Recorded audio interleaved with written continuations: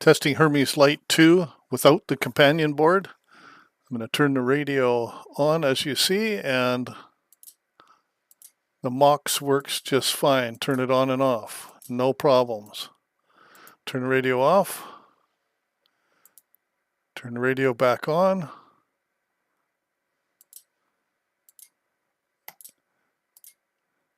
Everything looks normal. Now I'm going to put the companion board in and do that same test.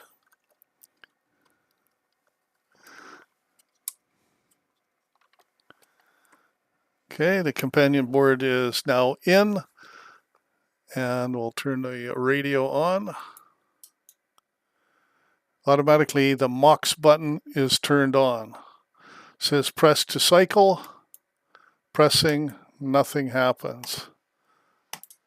Turn the radio off. The MOX button is off. Radio back on.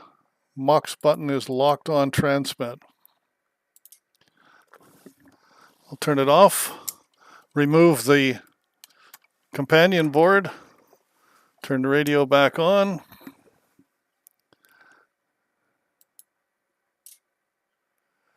And the MOX button is off, and I can turn it on and off at will.